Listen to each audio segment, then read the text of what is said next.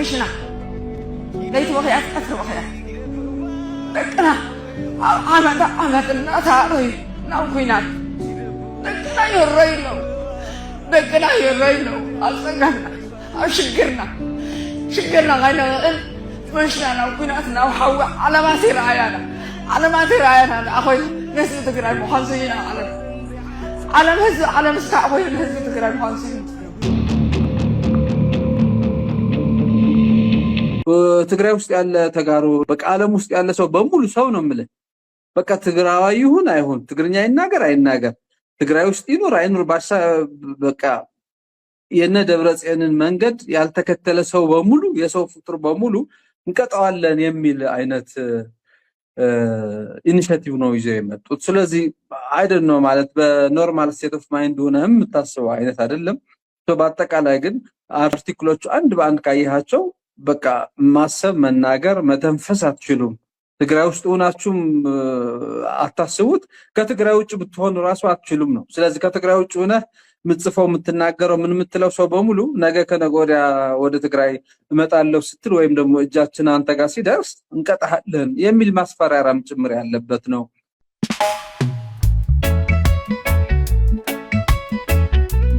ይህ አብሪ ሚዲያ ነው።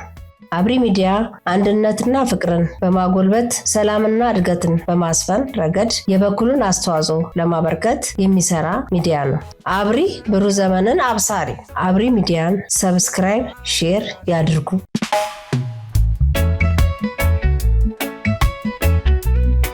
ሰላም ጤና ይስጥልኝ። አብሪ ሚዲያ አድማጭ ተመልካቾቻችን እንደምን አላችሁ? እነሆ የሰዓቱን ፕሮግራሜን ወደ እናንተ ለማድረስ መጥቻለሁ። የዛሬው ፕሮግራሜ ያው በመግቢያው ላይ እንደሰማችሁት የትግራይ እናቶች የድረሱልን ተማጽኖ፣ የአድኑን ጩኸት፣ ለቅሶ እየተባባሰ መሄዱን ነው የምንመለከተው። ይሄ ችግር በጣም ተስፋፍቶ በዚህ ደረጃ ወጣቶች፣ ተጽዕኖ ፈጣሪ ተጋሮች፣ የሚዲያ ሰዎች፣ አክቲቪስቶች፣ ፖለቲከኞች ይህንን የወያኔ ህዝቡን አስጨንቆ ለወታደራዊ ምልመላ የሚዳረግበትን ሁኔታና ልጆችን ከወላጆቹ የሚነጥቅበትን ግፍ እየተቃወሙ በየቦታው ድምፃቸውን እያሰሙ ነው እና እነዚህን ድምፆች ከምንም ያልቆጠረው የትግራይ ኮሚኒኬሽን ቢሮ ኃላፊ በትግራይ ቴሌቪዥን ቀርቦ እንዴት ነው በማህበራዊ ሚዲያ ላይ አዚፍ አንድ ቀበሌ ውስጥ ብቻ እንደሆነ ይሄ ጩኸትና ይሄ ህዝቡ ወደ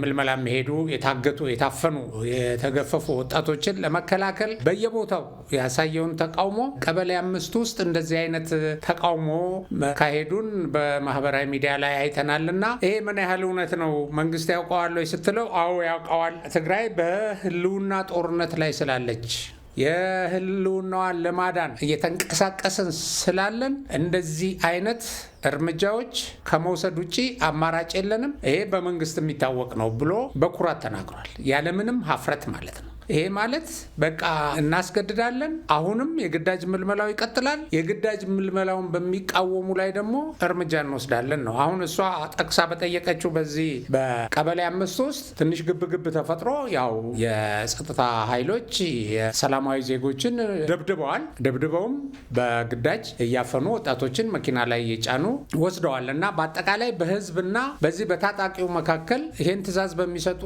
የወያኔ አለቆችና እናቶች መካከል በትግራይ ነዋሪዎች መካከል ግብግብ እየተፈጠረ ነው። በጣም ትንቅንቅ እየተፈጠረ ነው። ያን ትንቅንቅ ግን በቃ አስፈላጊና ለትግራይ ህልውና የሚደረግ ይለዋል። የትግራይን ህልውና እያጠፋ የትግራይን ህዝብ በነፃነት እንዳይኖር እያደረገ የትግራይ ህዝብ ቀየውን ለቆ እንዲሰደድ እና በአሰቃቂ ኑሮ ውስጥ እንዲኖር እያደረገ ልክ ነን ይላል።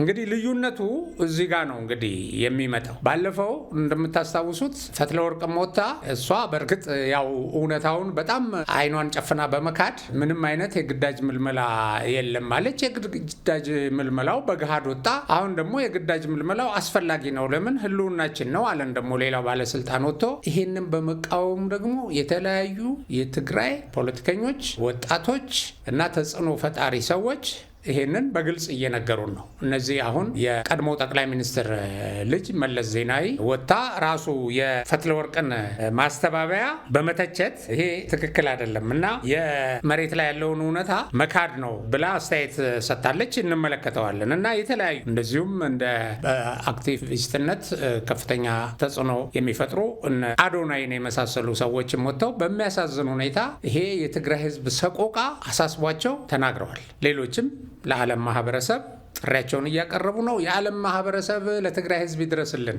እያሉ ነው። እንግዲህ በዚህ ለቅሷቸው በዚህ ተማጽኗቸው እናቶች ታዳጊና ወጣት ልጆቻቸውን ለማዳን ሲያለቅሱና ሲቃወሙ የሚያሳዩ ከመላው ትግራይ ከአንድ ቦታ አይደለም ከመቀሌ ከሌሎችም የትግራይ ከተሞች የወጡ አስጨናቂ ቪዲዮዎች አረጋግጠውልናል። ይህን እውነታ መካድ አይቻልም። ወጣቶች በግድ ወደ ውትድርና እየተመለመሉ ትግራይ እያነባች ነው እና የአካባቢው ባለስልጣናት የተቀመጠላቸውን የምልመላ ኮታ እንዲያሟሉ ታዘዋል። አሁን እነዚህ ወረዳዎች ይሄን ያህል ሰው አምጣ ተብለዋል። ቀበሌዎች፣ ወረዳዎች። ስለዚህ ያንን ኮታ ለማሟላት እርምጃ ይወስዳሉ። እያነቁ ከእናቱ ስር እየነጠቁ እየጎተቱ እየደበደቡ ወደ መኪና ይጭኑታል። ያው በተለያዩ ቪዲዮዎች ላይ እንዳየ ነው ማለት ነው። እና ይሄንን ካላሟሉ ህወሓትን አትደግፉም ተብለው እስከ ሞት ፍርድ የደረሰ ቅጣት ይጠብቃቸዋል። ፍርዱ የወጣውን ህግ አይተናል። የትግራይን ህልውና ለመከላከል ብለው ያወጡት ህግ እና ይህም ማህበረሰቡ ላይ እየደረሰ ያለውን መከራ ከፍ እያለ መምጣት እና የቡድኑን የዚህን የወያኔን ፋሺዝም መሆን የሚያሳይ ተግባር ነው። ይሄን ያደርጋል። ይሄን ያደርግና ልክነን ማድረግ ስላለብን ይላል። ሌላው ይወጣና ለመካድ ይሞክራል። ጋር ሲወጣባቸው ግን ይሄንን የተረጋገጠ ከባድ የሰብአዊ መብት ጥሰት ልክነን ብለው ይናገራሉ። እንግዲህ ትግራይ ቀደም ሲልም በእነኚህ በህወሓት ቡድኖች ሊገመት የማይችል መከራ አስተናግዳለች። አሁን ደግሞ የባሰ የመጣን በደል መቋቋም አልቻሉም። ትግራይ እንዴት ትዳን? ትግራይ እንዴት ከነዚህ መሽገሮች ትውጣ? ትግራይን እናስባት። ዛሬ ልጆች ሲታፈሱ በእንባ እየታጠበች ነው። ነገ ጦርነት ሲጀመር በደም ልትታጠብ ነው። በደም መታጠብ የለብንም እያሉ ነው ዛሬ በእንባ የሚታጠቡት የትግራይ እናቶች። ከዚህ በፊት በደም ታጥበዋል። ትግራይ በደም ታጥባለች ከዚህ በፊት። የምን መርገምት እንደሆነ የሚያሳዝን ነው። እንግዲህ ይህ ሁሉ አሁን እነ ፈትለወርቅ ይህን ሁሉ ነው እንግዲህ የሚያስተባብሉት ይህን ሁሉ ተግባር እና በመግቢያ ላይ እንደቀለጽኩላችሁ የቀድሞ የኢትዮጵያ ጠቅላይ ሚኒስትር መለስ ዜናዊ ልጅ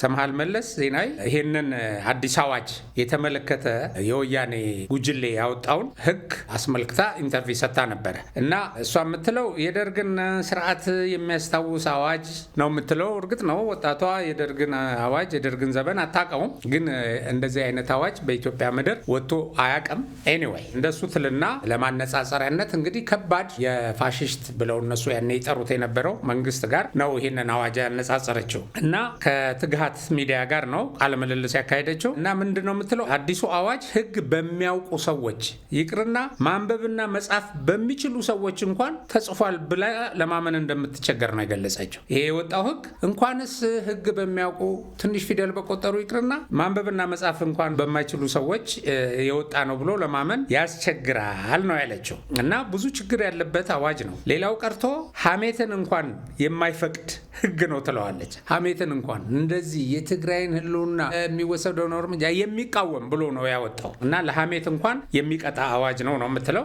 የህወሓት ጽህፈት ቤት ኃላፊ የሆነችውን ወይዘሮ ፈትለወርቅ ገብረ እግዚአብሔር በቅርቡ በሰጠችው መግለጫ ያነሳቻቸውን አስተያየቶች በተመለከተ ጥያቄ የቀረበላት ሰምሃል የፈትለወርቅ መግለጫ መሬት ላይ ያለውን ነባራዊ ሁኔታ እንዴት እንደሚታረም የመፍትሄ አቅጣጫ ከማቅረብ ይልቅ የእሷና የቡድኗን ስልጣን ማጠናከር ብቻ ታሳቢ ያደረገ አሰልቺ የውሸት ዲስኩርስ ስትለው ገልጸዋለች። አሁን ያለው የዓለም ሁኔታም ሆነ ዲፕሎማሲ እንዴት እንደሚሰራ ፈትለወርቅ ጨርሶ አታቅም ስትል የምትሟገተው ሰምሃል ዲፕሎማሲ ማለት ለሚመጡብህ የተቃውሞ መግለጫዎች መልስ መስጠት ማለት አይደለም። ከዛ ይልቅ መሬት ላይ ያለውን ነባራዊ ሁኔታ ተገንዝቦ የማሻሻያ እርምጃዎችን ይዞ መቅረብ ነው ስትል ነው እንግዲህ አስተያየት የሰጠችው እና ቀደም ባሉት ጊዜያት በህወሓት ዙሪያ ብዙ ምሁራንና አሰላሳይ ልሂቅ ነበር ትላለች ሰምሃል። አሁን ግን ያ ሁሉ አቅም ተበትኖ ፓርቲው እዚህ ደረጃ ወርዶ ማየት ያሳፍራል ብላ ነው በቁጭት የተናገረችው እና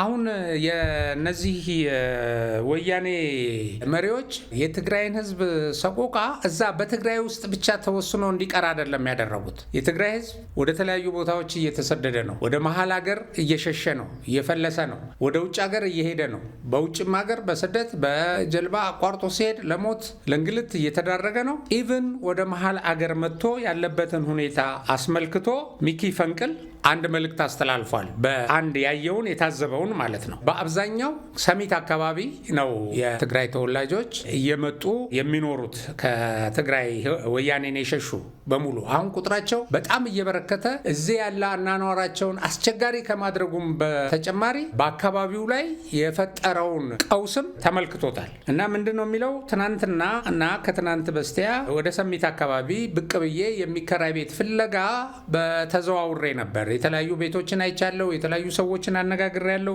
የሰሚትን ዑደት በሚገባ ለመገንዘብ ችያለሁ ነው የሚለው እና ከጠዋት እስከ ምሽት ድረስ ነበር እየዞርኩ ይህን ፍለጋይን ሳደርግ የነበርኩት ይልና እኔ የሄድኩት ያው ቤት ለመከራየት ነው። በ15,000 ብር ከዚህ በፊት ይከራይ የነበረው ቤት አሁን 30,000 ደርሷል። የ30,000 የነበረው ደግሞ 65,000 75,000። እዚህ ላይ የገረመኝ አንድ ነገር አለ። ሽንት ቤት የነበረውን ክፍል ራሱ ዘግተው በ20,000 ብር ያከራዩ ሰዎችንም ለመታዘብ ችያለሁ። እንደዚህ ያለ ጉድ ሰምቼም አላቅም። 7 ወይም 8 ሆነው በአንድ ክፍል ውስጥ የተከራዩ ወጣቶችንም አግኝቻለሁ። ይህ ራሱ ሌላ ጦርነት፣ ሌላ ሰቆቃ ነው ይላል ሚኪ። 7 ሰዎች በሁለት ፍራሽ ላይ ሲተኙ አይቻለሁ። 7 ሰዎች በአንድ ክፍል ውስጥ ሲተኙ ያየሁት በታሰርንበት ወቅት የነበረውን አሁን የእስር ህይወት ሌላ ከእስር ቤት ውጭ ያለ ግን የእስር ህይወት በዚህ መልክ ላይ ያለው የእስር ህይወቴንም አስታውሰውኛል። እንዴት በመኖሪያ ቤት ውስጥ እንደዚህ አይነት እስር አለ ብዬ ተገርሜያለሁ፣ አዝኛለሁ ይላል። ይህ በሰሚት መንደሮች አካባቢ የተመለከትኩት እውነታ ነው። በተጨማሪም ተከራዮቹ እርስ በርሳቸው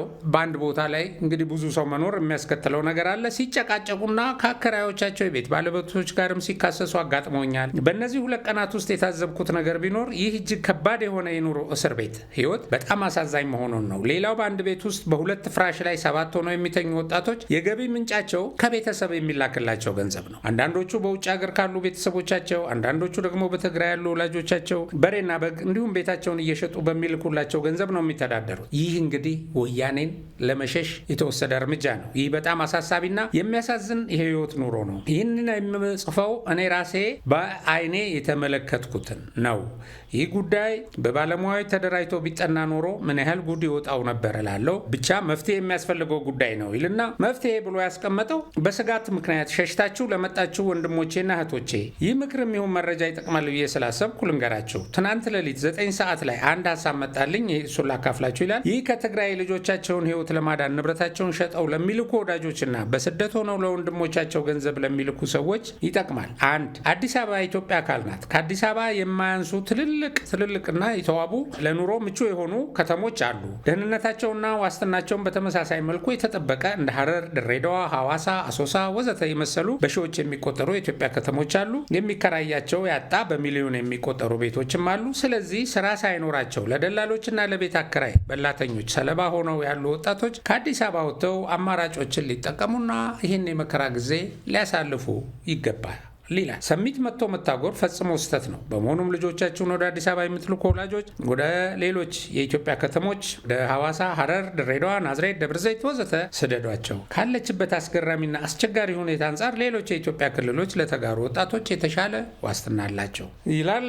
ሁለተኛ ብሎ ደግሞ እናንተ ወጣቶች ሌላ ቦታ የሌለ ይመስል ሰሚት ላይ መታችሁ እንደ ጉንዳን ተጠጋግታችሁ በአንድ መንደር የምትኖሩ በመላው የኢትዮጵያ ከተሞች የተበተኑ ይላል። እንግዲህ እንደ ጉንዳን ተሰባስበዋል የሚለው አሳሳቢ ስለሆነበት ነው እና በሌላ በኩል በሌሎች ክልሎች ከሚኖሩ ተጋሩና ኢትዮጵያውያን ጋር በመገናኘትና በመደዋወል ለጊዜያዊ ችግራችሁ መፍትሄ ፈልጉ። ቤተሰብን አታስጨንቁ፣ ወንድሞቻችሁንም አታስቸግሩ፣ ለበላተኛ ደላላ ሰለባ አትሁኑ ይላል እና ሌላው 3ኛ ብሎ ያስቀመጠው እንግዲህ አንዳንድ አለመግባባቶች አይቻለሁ ለሚለው መፍትሄ ነው ያለው ነው። በሄድክበት ቦታ ባህሪ ነው ሀገርህ የሚባል ነገር አለ። ያ የተጋሮች የጩኸትና የሆሃይታ ድምፅ ባህሪ ቀንሱት፣ ባህሪያችሁን አስተካክሉ።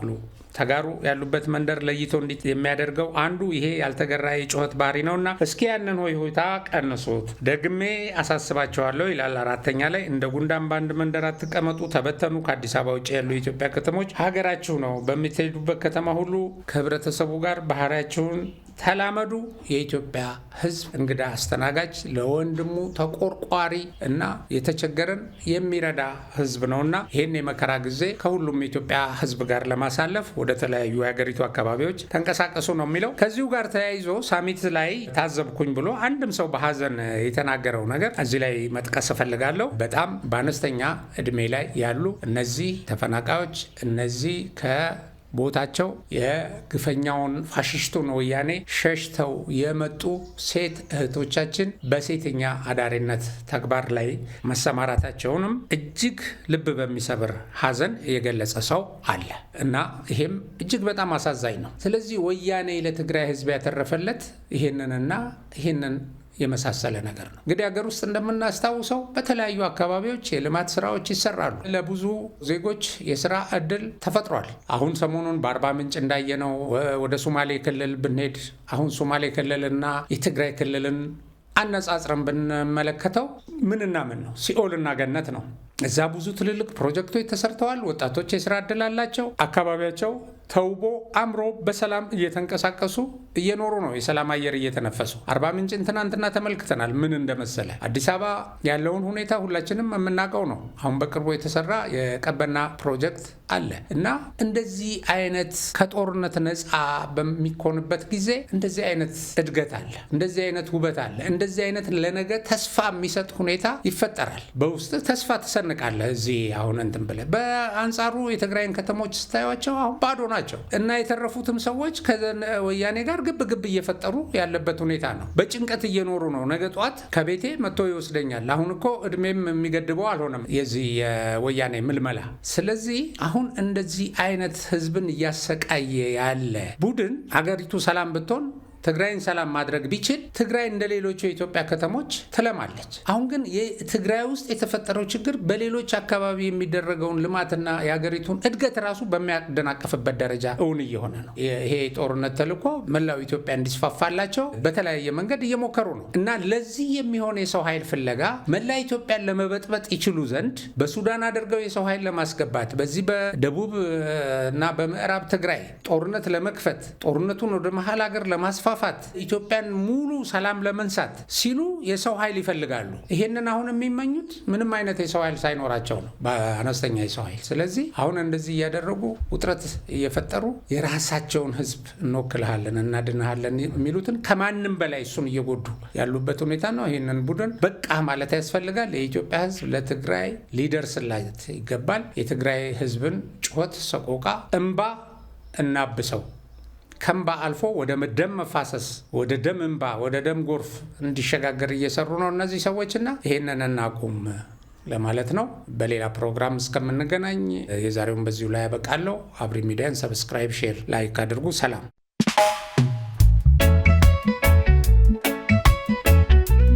ይህ አብሪ ሚዲያ ነው። አብሪ ሚዲያ አንድነትና ፍቅርን በማጎልበት ሰላምና እድገትን በማስፈን ረገድ የበኩሉን አስተዋጽኦ ለማበርከት የሚሰራ ሚዲያ ነው። አብሪ ብሩህ ዘመንን አብሳሪ። አብሪ ሚዲያን ሰብስክራይብ፣ ሼር ያድርጉ።